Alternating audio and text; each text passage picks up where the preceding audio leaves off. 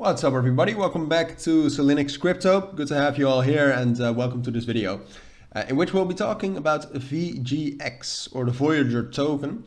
The main token of what used to be the Voyager exchange, which went bankrupt. And then, there's some fundamentals we need to talk about, and then we'll get into the technicals because obviously around Voyager a lot has been going on. The main thing is, and excuse me, this light is making me look like I'm almost dying. That's okay though, I'm not, don't worry.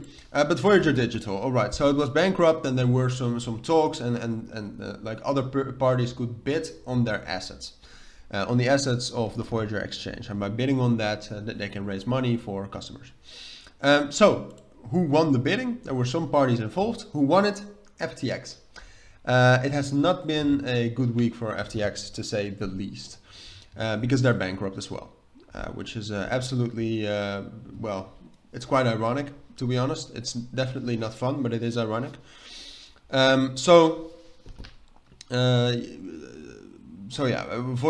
they got out of the deal. So they've reopened the bidding process and are in active discussions with alternative bidders, which is, I mean, obvious.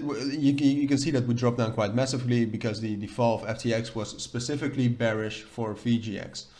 Now that they have gone out and FTX is no longer the main bidder, that's bullish because they are talking with other bidders. So that's the main reason for a move like this. Now, why would VGX, as a token that no longer has any utility or value, and we are not even sure of the future of it, really depends on the bidders and what's going on and what's going to happen with the Voyager exchange. Why would that go up? There's no good reason. That's crypto for you. All right. Sometimes these tokens just move on the fundamentals of sentiment, and that's what's happening with VGX right now. You can see that if we then take a look specifically at the price, you can see that we briefly hit this major resistance level at 40 cents, but then we didn't even manage to, we retraced quite heavily, as you can see, and we didn't even manage to break above 37 cents, which was the resistance level below there, which was the resistance for the 12 hours before that. So right now we also dropped down below that, found some support at this 0.5 fib at around 30 cents, which is obviously also a support level. It's a psychological support level, but also just a normal one. So right now there are two things. We're heading up for that level again between 36 and 37 cents. I don't think there's a way in which we can actually break above 42 and 43 cents, but I have to be honest, VGX is a crypto that has moved very weirdly over the last month. So I have to say that if we're actually able to get above 37 cents, I think there's a chance to actually get above 42 cents as well and get towards 47 and 50.